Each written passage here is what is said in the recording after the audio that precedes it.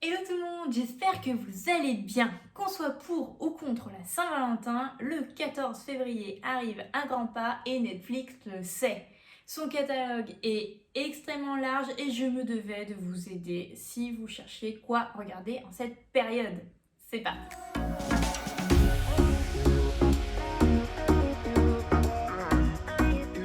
On n'a pas tous un plan pour le soir de la Saint-Valentin. Et pour ma part, je vais sûrement faire du Netflix and chill et je pense que je ne serai pas la seule. Le problème avec Netflix, c'est que honnêtement, il a un catalogue tellement large que parfois, on est un peu... voilà, il n'y a rien qui sort, on ne sait pas, on sait plus ce qu'on veut, voilà, on est paumé quoi. Pourtant, dans la catégorie romance, eh bien, il y a pas mal de films intéressants et je vous propose du coup dans cette vidéo mon top 10 des films à regarder le soir de la Saint-Valentin. Du coup, je vous ai fait une liste de 10 films, alors que j'ai trié selon mon ordre de préférence. Donc, je dirais du coup en fin de vidéo, eh bien le number one, celui qui m'a donné le plus d'émotions. Il s'agit évidemment d'une liste qui m'est totalement propre, qui est subjective. Dites-moi dans les commentaires d'ailleurs si vous voyez d'autres films à rajouter.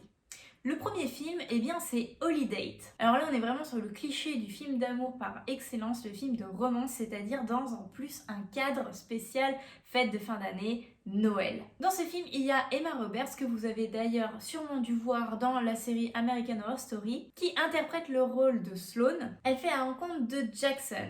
Et tous les deux, en fait, détestent la période de Noël. Et le hasard de la vie a fait qu'évidemment, ils se rencontrent et décident, étant tous les deux seuls pendant les périodes des fêtes, et bien de se faire un rencard spécial fête. Vous avez sûrement connu de toute façon les réunions de famille où on vous demande « Et toi alors les amours ?» et vous êtes le seul célibataire à table. Vous connaissez ces petites pressions. Et bien du coup, tous les deux ont décidé de se servir d'alibi l'un et l'autre et de s'accompagner à chaque fête de l'année. Et ce, sans absolument rien construire ensemble, bien sûr. Pourquoi j'ai mis ce film dans ma liste? Eh bien, tout est absolument prévisible et parfois ça fait du bien de simplement ne pas s'attendre à grand chose. On n'a pas un jeu d'acteur fondamentalement ouf. Voilà, l'histoire, le scénar est totalement prévisible. Mais quand on lance un film de romance, eh bien on s'attend pas non plus à full péripéties et on kiffe tout simplement. À la 9e position, on retrouve Call Me By Your Name, le film un peu primé de la liste et qui va aborder la question du rite initiatique. Alors l'histoire se passe en été 1983 où Elio fait la rencontre de l'associé de son père en campagne italienne, Oliver. Il faut aimer ce style de film. Néanmoins, j'ai beaucoup aimé ce côté, voilà, on est en plein été, il fait chaud, on sent que c'est les premiers amours d'été, vous en avez sûrement eu. On est sur un adolescent qui découvre son corps, qui découvre un petit peu finalement ses pulsions. Il cherche également son orientation sexuelle, mais voilà, qui souhaite se donner entièrement à une personne dans une époque pas forcément très clémente non plus au sujet. Au-delà de la seule question de l'orientation sexuelle, c'est un film qui aborde plein de thématiques très importantes comme la religion, voilà, le rite initiatique d'un adolescent qui se découvre, la question de l'autocensure, voilà, se faire accepter finalement par la société, et c'est quand même un film qui est intéressant à regarder. En plus, la prestation de Timothée Chalamet est vraiment bonne dans ce film, je trouve, donc si vous l'avez pas déjà vu, eh bien ça peut être une bonne occasion de voir ce film. À la 8e position, j'ai mis un film que j'ai vu tout récemment, c'est Marriage Story. Je crois que c'est un film qui a été produit par Netflix et écoutez, j'ai beaucoup aimé. Alors pourquoi je vous propose finalement un film qui aborde la question du divorce pour un soir de Saint-Valentin? C'est un peu spécial, j'en conviens. Eh bien parce que ce film m'a particulièrement touchée. Donc c'est l'histoire finalement d'un couple qui s'est éperdument aimé pendant, je crois, une vingtaine d'années. Ensemble, ils ont eu un enfant et aujourd'hui, eh bien, ils divorcent. La scène d'introduction m'a particulièrement touchée où, en fait, chaque personnage écrit, en fait, une liste de qualités qui justifie pourquoi elle aime finalement son conjoint ou sa conjointe. Et c'est des toutes petites choses du quotidien, comme par exemple le fait que votre conjointe laisse ses affaires absolument partout, qu'elle est incapable de ranger ou de fermer un placard, et que monsieur, finalement, est un maniaque du ménage et surkiffe éteindre toutes les lumières parce que c'est pas Versailles ici. C'est des choses toutes bêtes et je pense qu'ils vont parler à chacun et ça m'a fortement émue. Ça va dénoncer aussi tout le système judiciaire américain qui, dès qu'il se mêle finalement de la question du divorce, mais fait exploser le couple alors que ça se passait relativement bien sans. Financièrement parlant, ça devient compliqué émotionnellement parlant, le but étant finalement de cracher sur l'autre personne alors qu'on l'aime fondamentalement parlant.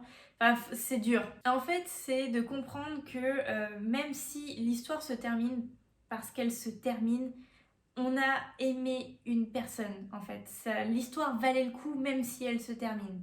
En 7ème position, on a un film français, et oui, c'est Jeux d'enfants. Un film avec Marion Cotillard et Guillaume Canet. Normalement, ça devrait bien se passer. Si je devais résumer Jeux d'enfants, en fait, c'est l'histoire eh bien, de deux enfants qui se rencontrent et qui décident de jouer à un jeu, le fameux Cap ou pas Cap. Et autour de ce jeu va se créer au fur et à mesure une histoire d'amour. Et ce qui est super cool avec ce film, c'est qu'en fait, on se rend compte que quand on est enfant, le fait d'aimer une personne est extrêmement simple. Vous avez sûrement déjà fait des bisous à la récré comme ça, enfin voilà, sans même se poser de questions. Allez le faire ça en tant qu'adulte aujourd'hui, bah, c'est vachement plus compliqué que ça en a l'air. On se pose mille et une questions et tout complexifie vachement la relation, le sentiment qu'est l'amour. À travers ce jeu, les deux personnages vont s'aimer mais aussi se détruire à des points inimaginables. Et c'est vrai que c'est aussi drôle qu'aussi émouvant. C'est vraiment un film qui va traverser toutes les émotions et il devait être dans cette liste. Comme vous voyez, dans la liste, j'ai vraiment évité un petit peu les gros classiques, les gros blockbusters, voilà, la romantique type Titanic, il n'y aura pas Dirty Dancing, il n'y aura pas Titanic, il n'y aura pas ce type de film. J'ai cherché vraiment l'originalité dans cette liste. Le seul qui échappe un peu à ça, qui est vraiment le film classique pour la Saint-Valentin et qui porte son nom dans son titre, eh bien c'est Valentine's Day. Valentine's Day, déjà c'est super cool par le casting. Vous allez retrouver mais tellement d'acteurs, même de chanteurs connus, il y a Taylor Swift dedans, enfin bref, c'est super sympa, rien que pour le casting c'est cool. On est sur le même type de film que Love Actually, qui pourrait très bien d'ailleurs figurer dans cette liste, mais il était tellement classique que je pouvais pas le mettre. Vous allez avoir une pluralité de personnages et en fait tous leurs destins vont un petit peu se lier, et ce, le jour de la Saint-Valentin. Il y aura forcément de l'émotion à un moment donné, je peux pas vous en dire plus parce que sinon ça va être du spoil et c'est pas le but de la vidéo, mais ce film est tout indiqué pour la Saint-Valentin déjà au vu de son thème principal. On arrive à la moitié du classement avec un film que j'apprécie tout particulièrement et que j'ai découvert vraiment sur le tard, je sais pas pourquoi, c'est Crazy Stupid Love. Pour moi, ce film, c'est peut-être le plus drôle de la liste, mais pas que. Il est beaucoup plus profond que ça et je l'ai adoré. Déjà, pourquoi? Parce qu'il y a Steve Carell dedans et j'adore cet acteur. Mais pas que. Il y a surtout le duo que je préfère quasiment dans les films, c'est-à-dire Ryan Gosling et Emma Stone. Dans ce film, c'est l'histoire de Cal Weaver qui, eh bien, après un mariage pareil, très heureux, se rend compte que sa femme l'a trompé et entame une procédure de divorce. Il est donc détruit, c'est un homme esseulé, malheureux, qui échoue dans un bar et qui fait la rencontre de Ryan Gosling, Jacob Palmer dans le film. C'est évidemment un homme magnifique, un homme à femme, voilà, qui sait séduire et il prend Cal finalement sous son aile pour lui apprendre à draguer, à être aimé des femmes. Ce que nous apprend ce film, c'est qu'on peut changer de coquille, d'apparence, voilà, on peut changer son image extérieure, mais changer son cœur, c'est encore un élément différent. Moi, il m'a beaucoup ému ce film, j'ai beaucoup aimé, voilà, c'est la prestation de tous les acteurs est franchement au top. Vous rirez, vous pleurerez, vous serez ému, vous serez surpris aussi, je peux pas vous en dire plus, mais c'est vraiment top. J'ai parlé de Ryan Gosling et Emma Stone, du coup je ne pouvais pas passer à côté de La La Land, le film le plus coloré de la liste. Alors on est entre un film et une comédie musicale pour être tout à fait franche, donc il faut aimer un petit peu ce genre-là, il y a de la chanson, ça chante, ça c'est clair. L'histoire prend vie à Los Angeles où Mia rêve d'être une actrice, mais elle sert actuellement des cafés sur les lieux de tournage. Et à côté de ça, elle fait la rencontre de Sébastien qui rêve, lui, de tenir un club de jazz et qui actuellement joue du piano dans des clubs assez miteux. Et finalement, ces deux ambitieux se rencontrent et ça match. Je peux pas vous en dire trop, voilà, pour pas vous spoil, c'est pareil, mais eh bien, on est sur un film qui va dépeindre la construction d'une histoire d'amour d'une manière très colorée avec des chansons, enfin encore aujourd'hui je les écoute et ça m'émeut. C'est un film magnifique, coloré, qui va vous émouvoir, c'est évident, la musique de ce film est juste top. Honnêtement, foncez, faites-moi confiance, foncez, vous allez aimer. Si vous aimez en tout cas le style un petit peu comédie musicale, vous allez adorer, vous y trompez pas. Là, on attaque le top 3, donc on va s'attaquer à du lourd. Je vous ai dit que la liste était vraiment subjective, donc c'est vraiment les films que j'apprécie. Le genre de film voilà, que j'apprécie tout particulièrement, c'est-à-dire les films où on pleure. Si on pleure pas, ça va pas pour les films de romance pour moi. Et vous allez voir que les 3 derniers films, voilà, sortez les paquets de mouchoirs, clairement. En 3e position, vous l'avez entendu partout chez votre coiffeuse à la radio, cette musique, c'est A Star is Born, évidemment. J'adore la prestation de Lady Gaga dans ce film. Bradley Cooper est magnifique, je l'aime cet homme. Le speech est assez simple, c'est une jeune chanteuse qui vraiment cherche à performer dans ce domaine, qui chante dans des petits cabarets de rue et qui tombe follement amoureuse d'un musicien chevronné. Il va la coacher, la former, l'emmener avec lui et va tomber follement amoureux d'elle. Mais la balance du destin fait que quand elle connaît finalement eh bien, du succès, un certain essor dans le domaine, et bien son mentor chute et tombe dans une spirale assez tragique. Pourquoi j'aime ce film? Honnêtement, vous avez besoin de pleurer un soir, ça va pas, vous avez passé une journée horrible, vous avez besoin de relâcher la pression, lancez-le, vous verrez, vous serez pas déçus. Votre paquet de mouchoirs par contre, oui, prévoyez-en plusieurs, clairement. En 2e position, un film d'animation que j'ai adoré, mais plus qu'adoré, je pense que c'est mon film d'animation préféré, c'est Your Name. C'est l'histoire de Mitsuha qui vit dans les campagnes japonaises et qui rêve un petit peu de s'évader. On a toujours évidemment envie de ce qu'on n'a pas, et de Taki, un jeune homme, un jeune lycéen qui lui vit à Tokyo. Un peu à la Freaky Friday, eh bien Mitsuha et Taki échangent tout simplement leur corps et se retrouvent dans des situations assez marrantes. Mais voilà, il y a un secret qui se cache derrière finalement cet échange. Et vous allez voir, c'est terriblement surprenant, vous vous y attendrez pas si vous l'avez pas vu, donc je n'en dis pas plus. En tout cas, pareil, extrêmement émouvant. Bien fait, c'est beau, la musique est belle, faut aimer les films d'animation japonais bien sûr. Si c'est le cas, pareil, foncez, vous allez passer un excellent moment, tout seul, accompagné, qu'importe, ça va être super. Et mon film préféré, qui je crois n'est pas très connu, en première position, eh bien c'est Il était temps. C'est clairement pour moi le film le plus touchant, à chaque fois que je le regarde je pleure, c'est clair. On est sur un genre intéressant, c'est-à-dire il faut être amoureux du genre romance et du genre science-fiction.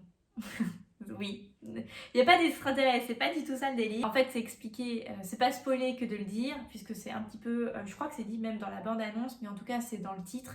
Il y a un délire tout simplement de temps dans ce film. En fait, l'histoire, c'est que Tim Lake découvre lors, je crois, d'un de ses anniversaires, si je dis pas de bêtises, eh bien qu'il a le pouvoir, comme tous les hommes de sa famille, de remonter le temps.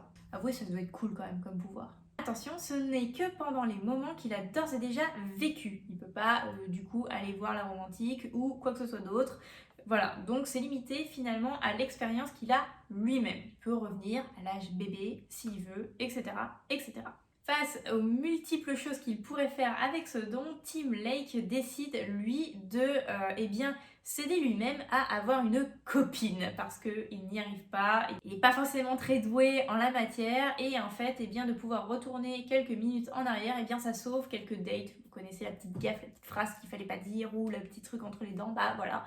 Ça lui permet de sauver quelques petites situations un peu, voilà, limite. Et forcément, un jour, il rencontre l'élu de son cœur, Marie, et son don va être mis à rude épreuve. Il va utiliser en fait ce moyen de retourner dans le temps pour rendre sa relation absolument parfaite. Sauf que, eh bien, l'amour, ça ne fonctionne pas comme ça. Parfois, ce n'est juste que de l'enchaînement de choses finalement imprévues, et si on vient modifier l'un de ces éléments, eh bien, les étoiles s'alignent plus, ça ne fonctionne plus, et eh bien, vous verrez qu'il y a des situations où faire un choix est vraiment extrêmement difficile, surtout quand on sait ce qu'on perd. Plus qu'un film d'amour, c'est un film pour moi qui apprend plein de choses sur la vie, sur les choses qu'on est amené à vivre, avoir des enfants, etc. Donc c'est quelque chose d'extrêmement émouvant, perdre des proches, bref, je n'en dis pas plus, mais c'est vraiment un film qui m'a profondément émue, à qui je conseille d'ailleurs à pas mal de mes proches, et voilà, je vous le conseille à mon tour, c'est vraiment un film que j'apprécie tout particulièrement et j'espère qu'il saura vous toucher également. Et ben voilà, on a terminé, c'est passé vite finalement 10 films à regarder. J'espère que vous trouverez voilà, votre bonheur dans ma liste. Vous avez vu, il y a absolument de tout. Il y a du drôle, de l'émouvant, du pleurant, il y a du primé, bref, il y a de tout. Aucun aucune excuse maintenant pour ne pas savoir quoi faire le soir de la Saint-Valentin. Et voilà tout le monde, cette liste de mes 10 films préférés spécial Saint-Valentin est maintenant terminée. J'espère que cette vidéo vous aura plu, vous aura aidé. Si c'est le cas, n'hésitez pas à la liker. Dites-moi dans les commentaires si vous connaissiez déjà ces 10 films et si vous en voyez d'autres à ajouter dans cette liste qui pourraient être regardés à l'occasion de la Saint-Valentin ou à un autre moment d'ailleurs. Ça pourra me faire découvrir de nouveaux films et peut-être vous aussi. Donc n'hésitez pas. On se retrouve en attendant la semaine prochaine pour une nouvelle vidéo. À très bientôt. Ciao!